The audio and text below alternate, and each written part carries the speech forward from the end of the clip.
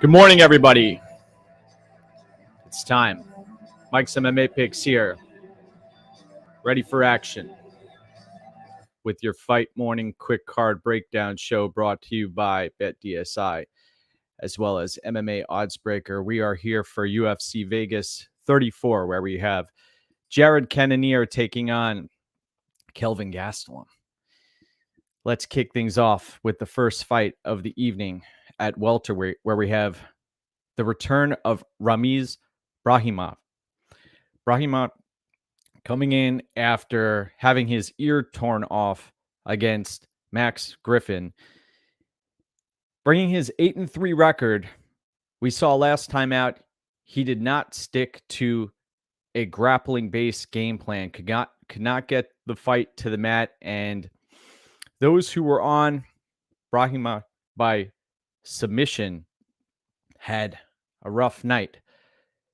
At minus 145 in DraftKings, in this spot, taking on Palatnikov, who is a striker by trade.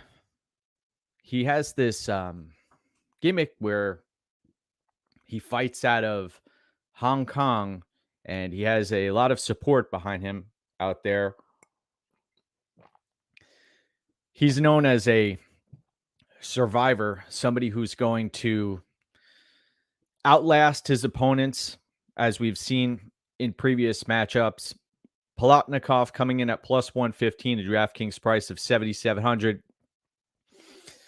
This is a fight you're likely going to want a piece of due to the fact that this fight is not expected to go to a decision at minus 165. The pick here is going to be Brahimaj getting it done by submission this time around. The question, though, is he going to fight to his strengths? Because we've seen fighters in the past who have not been willing to do that. Fortis MMA in his corner. We'll be picking Brahimaj by submission.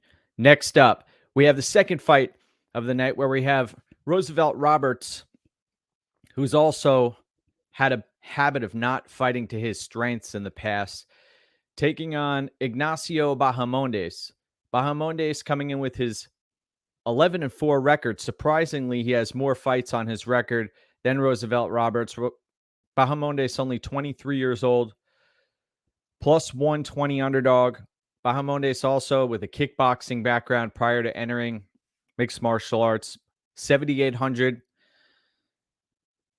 Roosevelt Roberts, we know he has a grappling edge in this bout. Is if he's able to get the fight to the mat, he could potentially lock up a submission. I think the plus 300 or so prop on Roosevelt Roberts by submission is something to take a serious look at. 8,400 in DraftKings, minus 150 betting favorite. In this spot, you saw Bahamondes, who has fought up at welterweight numerous times, came in at 154 pounds for this one today. So you can throw that narrative out of the window that he was going to come in and miss weight.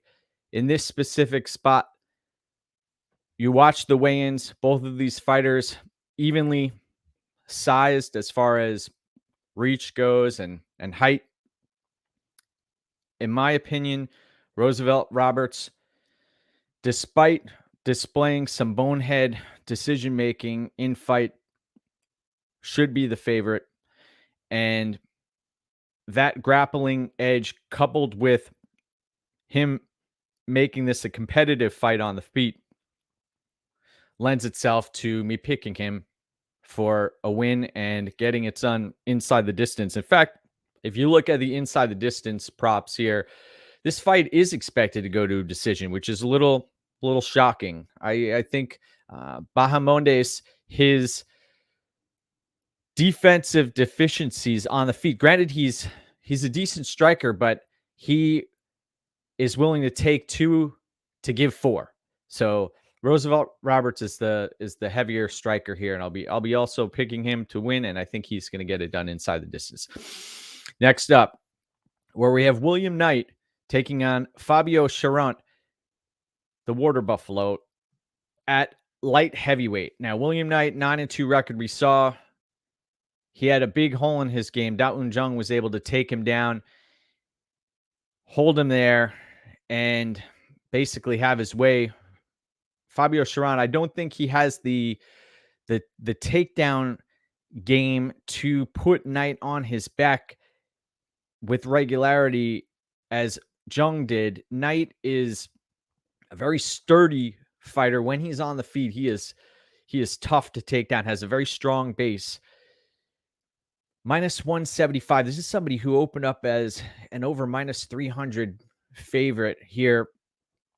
Cherant does have a number of submissions on his record. He's going to have to really work to either take this fight to the mat or extend Knight.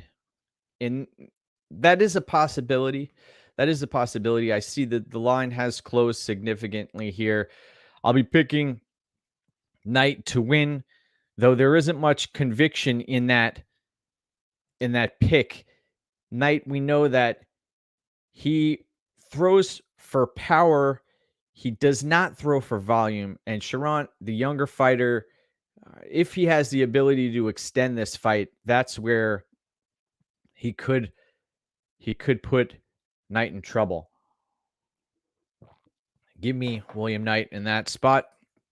Next up, we have a low-level women's mixed martial arts fight where we have Bia Malecki taking on Josiane-Nunes.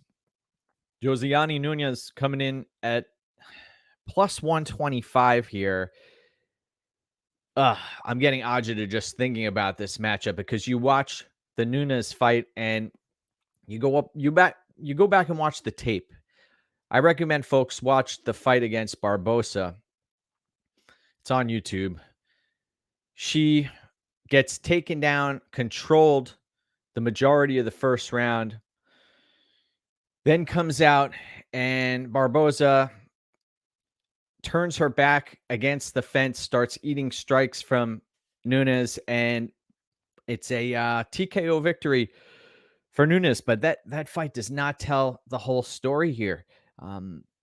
The offensive grappling game of Nunes appears to be something that could potentially be in play if she's able to put Malecki on her back. The only problem is Malecki has such a huge reach advantage here, and she's able to fight at distance well. We saw Macedo was able to have some success early on in her fight and then got picked apart. And I hesitantly expect that to happen this time around as well. Though Nunes, she doesn't go away in her fights. Very strange body type on Nunes. You watch her fights on the regional scene and the competition isn't there. Malecki only 2-0 as a professional.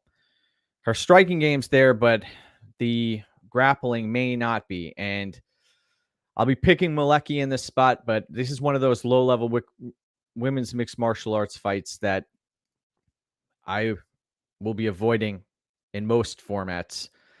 Though in DraftKings, keep an eye out for Malecki landing volume here. We'll be picking Malecki.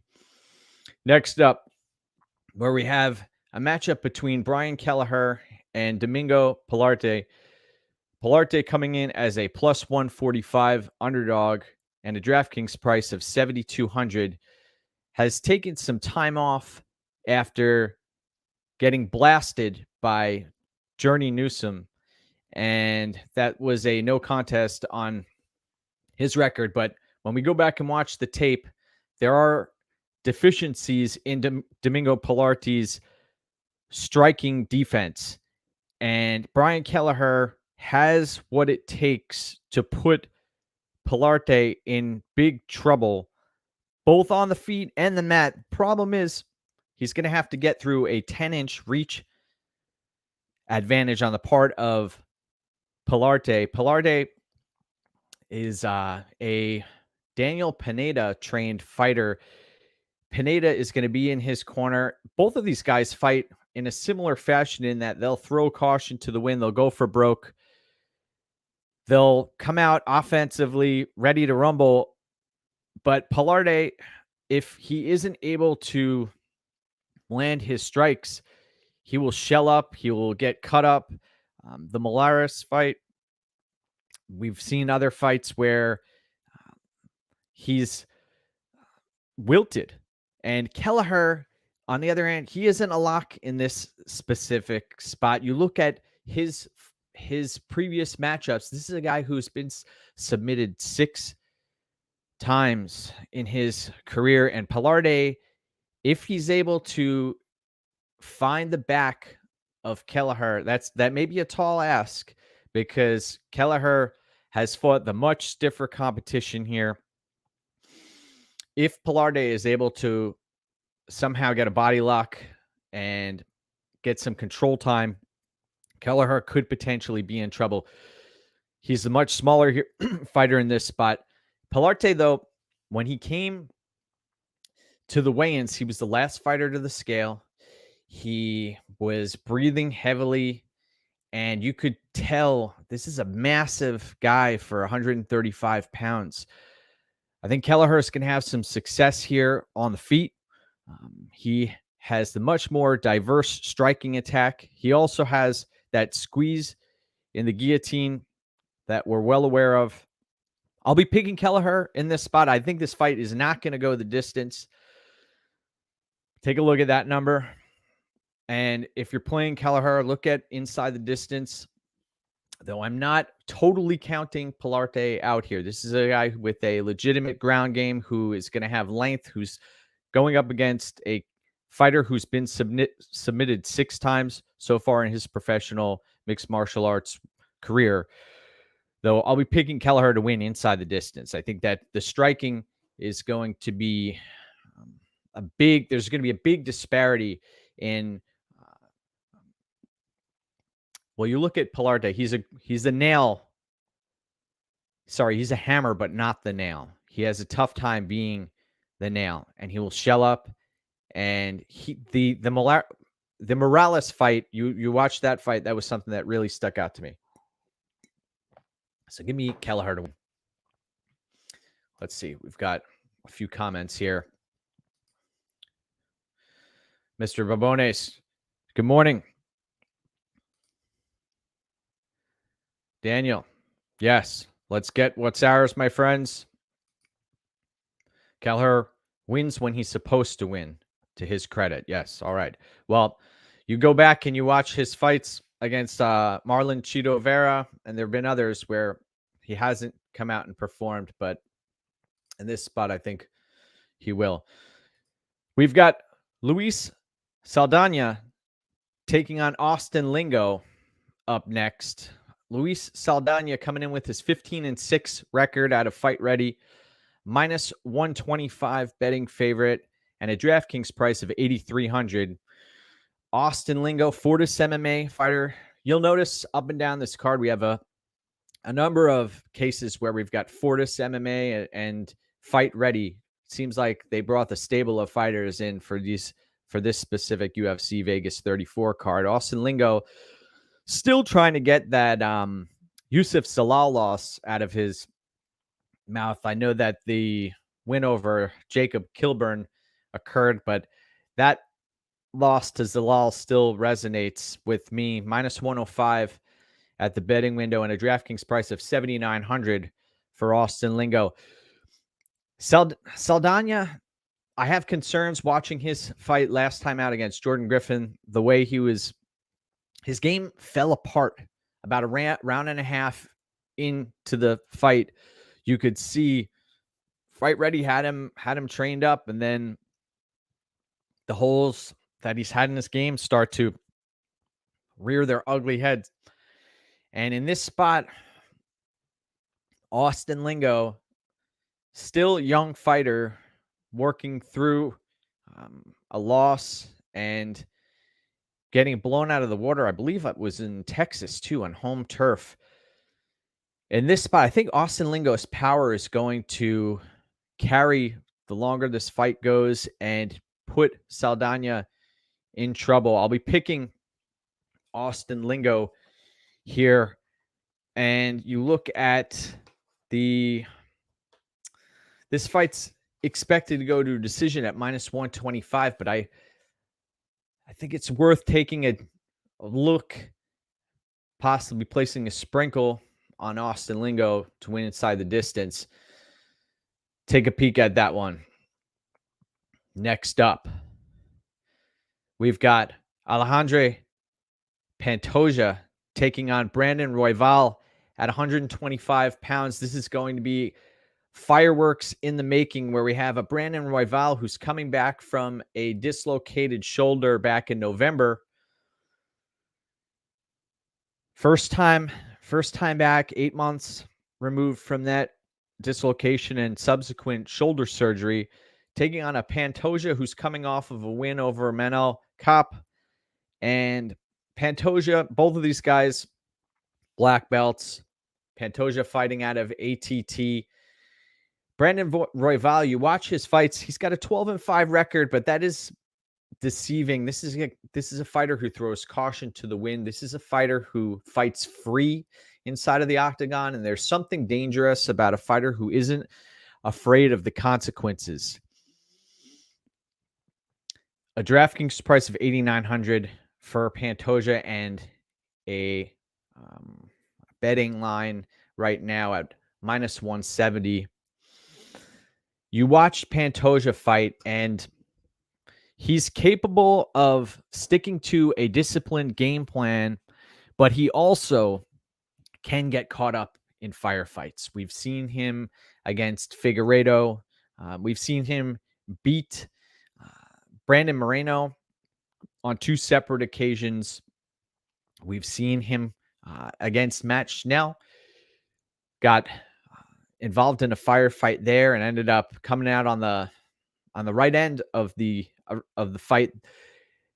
Brandon Royval, we know he could use his length here. He could stick to a somewhat disciplined game plan, but I don't think that's going to be the case. The temptation of engaging in a firefight and getting caught up in a scramble fest is going to be too much. Tim Elliott was able to bully him throughout much of their fight, and Pantoja does have the strength advantage here. He also, I think we're going to see Brandon Royval put himself in some really bad spots on the mat. He's going to sacrifice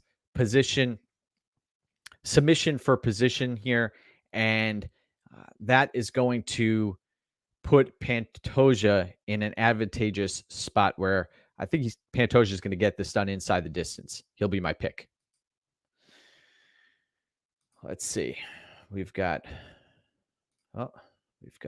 Daniel letting us know that he loves Kelleher's grappling in that spot. Well, he could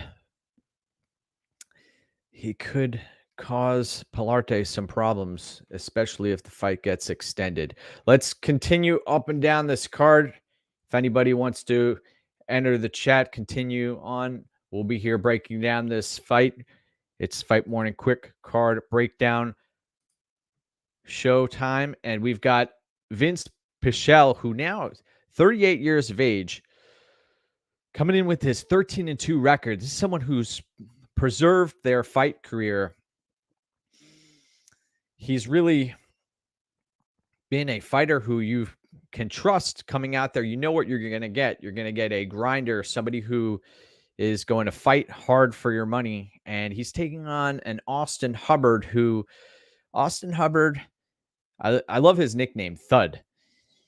But he doesn't pose much of a powerful threat to finish fights. And this fight, I see this fight ending. I see this fight hitting the scorecards. 13-5 overall record, -110 for Austin Hubbard, and a DraftKings price of $8,000. I see Pichel pushing Hubbard against the fence, causing him problems, draining Hubbard. The issue is, though, Hubbard does not seem to go away. He's been in there against some really strong grapplers. You look at the UFC matchmaking, and this guy has had a serious run of grapplers that he's faced over the past few years. Pichel, a grinder by trade, as I previously mentioned, somebody who you can trust will fight for your money. I think that's what we're going to see play out here. Pichel possibly land a couple of takedowns here. Hubbard does not have a real,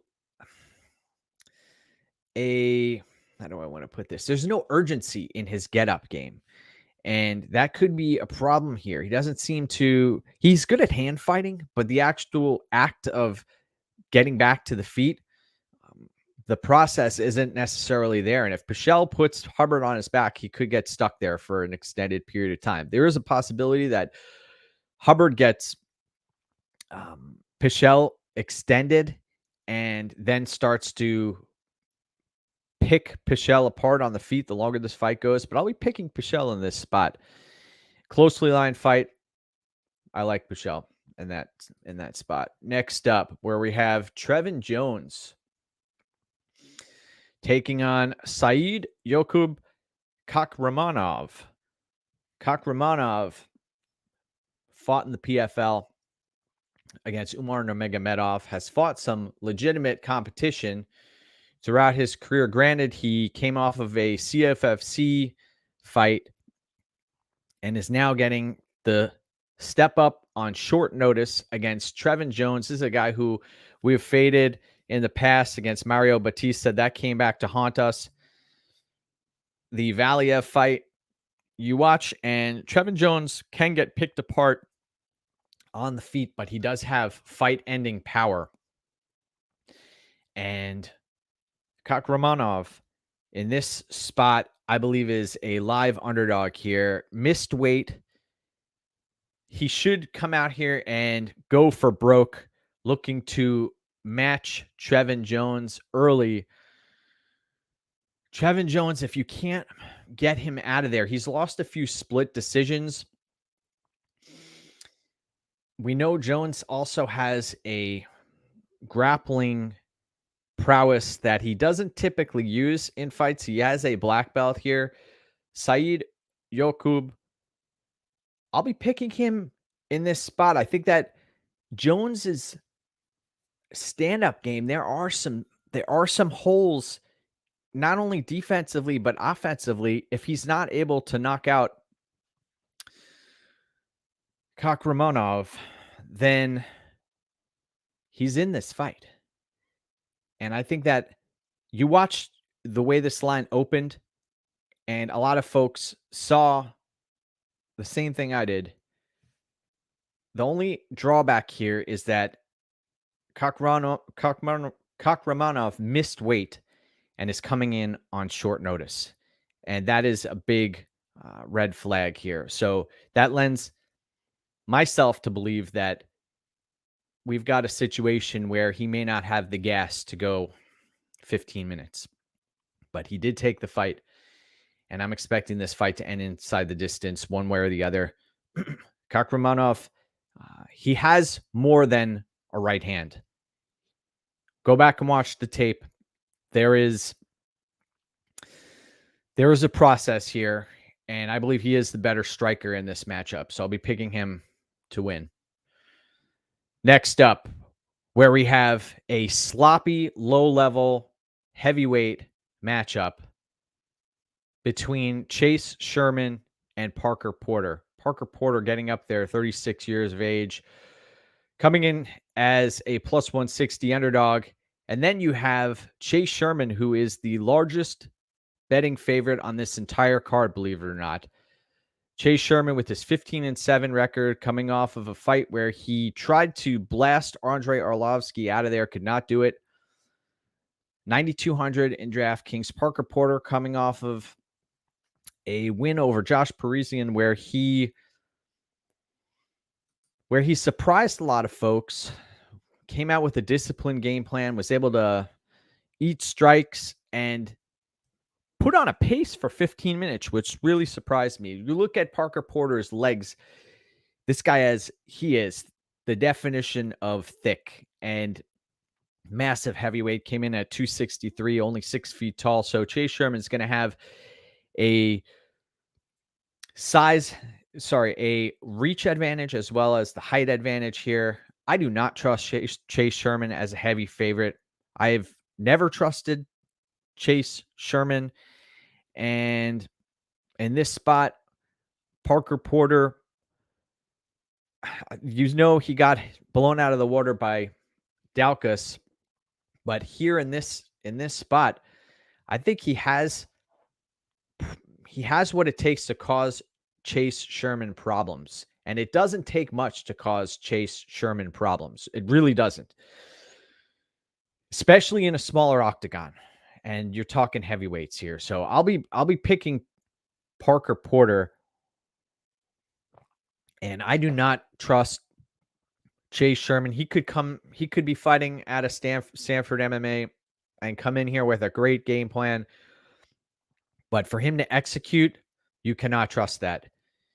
And Parker Porter, heavyweight volatility here. I'll be picking him in this spot. You look out for him looking to make Chase Sherman miss and then counter strike and put Sherman out of there. I think that that's a real possibility here. I'll be picking Porter. Now, we have what some may regard as the people's main event, where we have Clay Guida taking on Mark Madsen. Mark Madsen is a undefeated fighter who is 36 years of age, multiple-time Olympian, wrestler by trade, who is taking on Clay Guida in his 57th professional fight. Clay Guida coming in with a plus 25 price tag and a DraftKings price of 7,100. Fascinating matchup where we should see this turn into a grappling matchup. Clay Guida, we know exactly what this guy's going to do. He is going to try to break his opponent with his pace. And Mark Madsen is a fighter who is sitting at minus 155, a DraftKings price of 9,100. Is fighting out of Fight Ready, looks in phenomenal shape. And if this, you look at how this could potentially play out, right? Marco Madsen, I suspect, will be landing multiple takedowns here on Guida.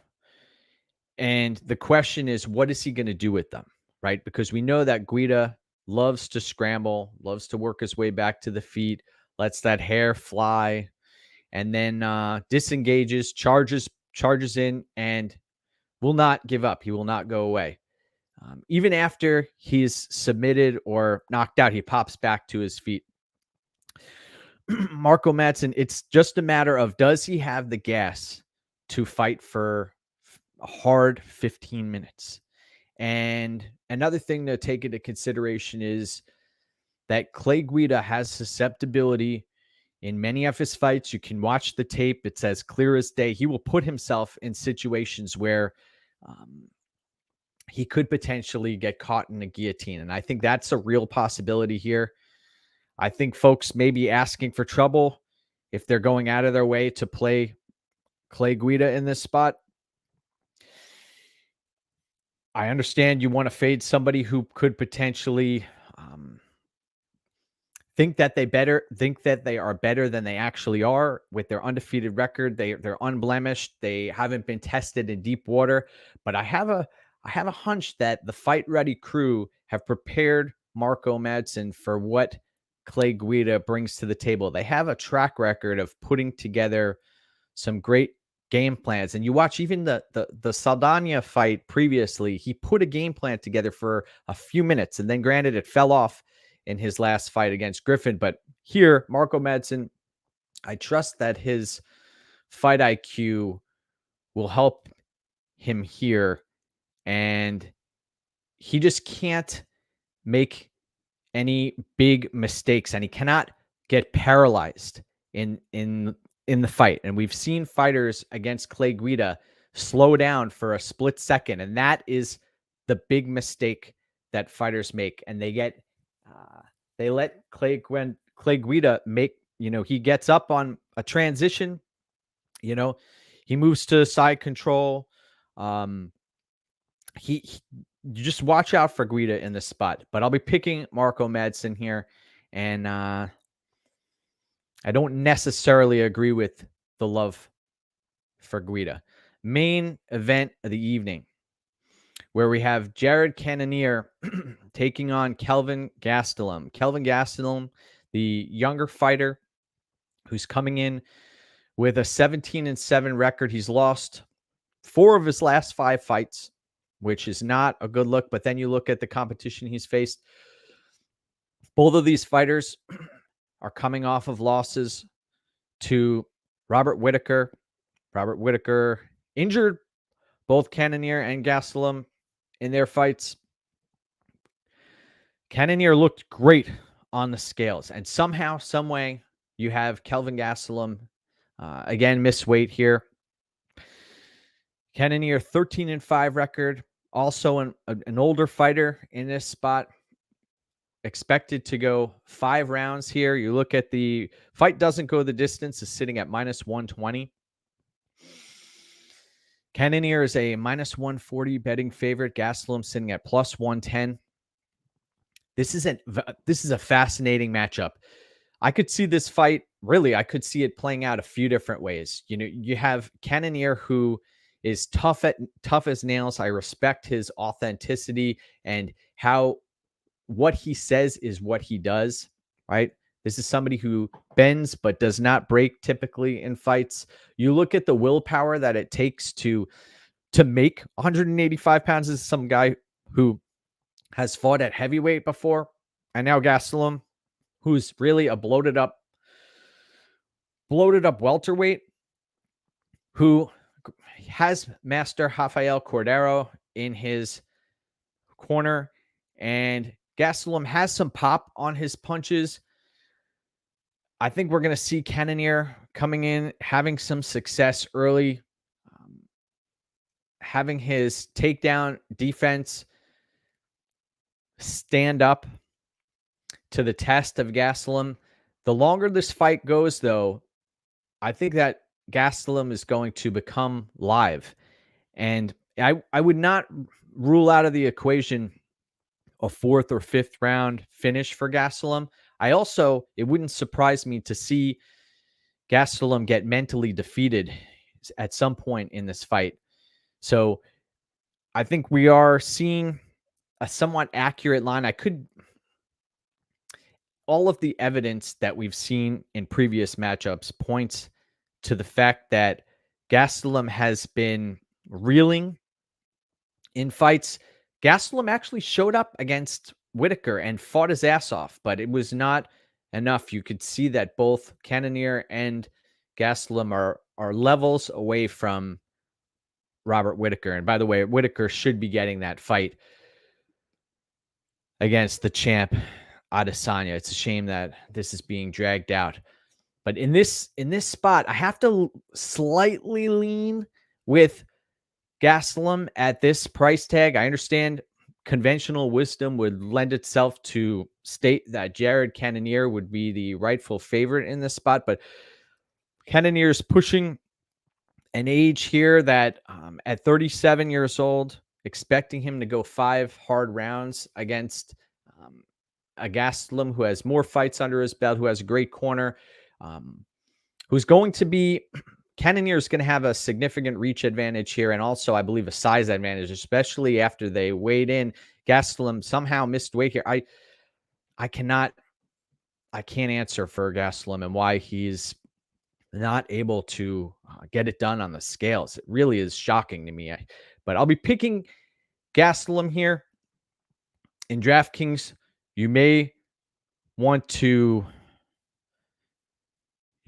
play both sides of this in this matchup and stack this and cash, but I'll be picking Gastelum. I want to thank everybody for tuning in today. I've got 5 plays up over at MMA Oddsbreaker Premium. We are ready to rumble. Long-term track winner up over 79 units, and really try to pick my spots here. So let's go get what's ours, one fight at a time. Thank you, and let's do this. Take care, everybody.